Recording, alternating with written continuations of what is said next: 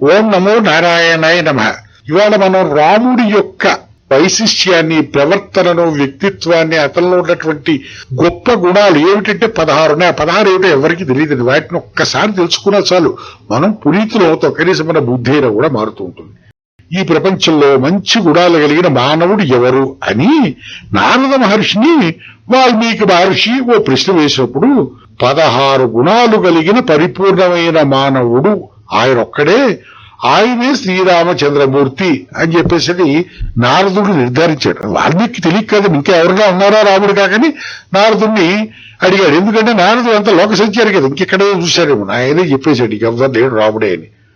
సరే, ఆయన మానవుడిగా పుట్టాడు, మానవుడిగా పెరిగాడు, మానవుడిగా కష్టాలు పడ్డాడు, మానవుడిగానే అవతారం పరిసమాప్తి చేసేశాడు. ఆయన సత్యంతో లోకాలను, ధర్మంతో సమస్తాన్ని, శుశ్రూషతో గురువులను, దాన గుణాలతో దీనులను గెలిచాడు. అలాగే తన పౌరుష పరాక్రమాలతో శత్రువులను గెలిచాడు. పరిపూర్ణమైనటువంటి మానవ అవతారం ఏదైనా ఉంటే ఒక్క శ్రీరామచంద్రుడేనండి.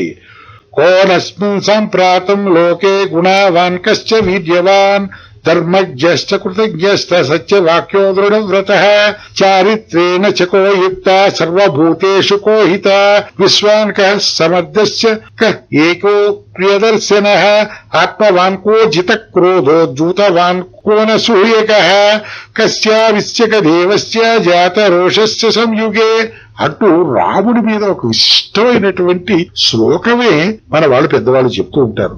ధర్మాన్ని తప్పకుండా మనిషి అనేవాడుగో ఇలాగే జీవించాలి అని చెప్పి చూపించిన వాడు ఒక్క శ్రీరామచంద్రుడే. అసలు మనిషికి ఉండవలసినవి 16 గుణాలు. అవి ఏమిటి? ఎందుకంటే రోల్ మోడల్ ఆయనే. ఏది ఈ తరం భాషలో చెప్పుకోవాలంటే ఏమిటా 16 గుణాలు అంటారేమో.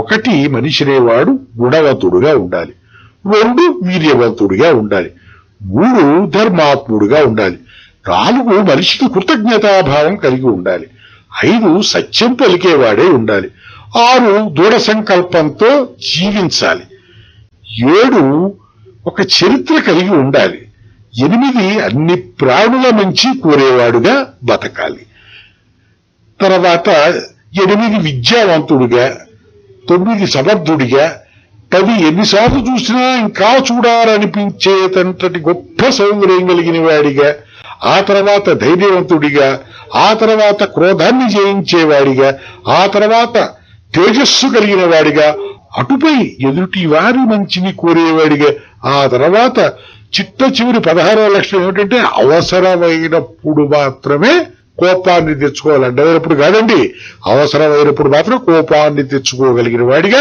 ఉండాలి. అలా ఉండటం చాలా గొప్ప గుణం. అలాంటి 16 గుణాలు కలిగిన ఏకైక వ్యక్తి, శక్తి అదిగో మన శ్రీరామచంద్రుడే. అందుకే రాముడు మనకి మహాదేవుడయ్యాడు. ఇవన్నీ కూడా ఈ తరం కూడా నేర్చుకుంటాం చాలా మంచిది. ఓం నమః శివాయ.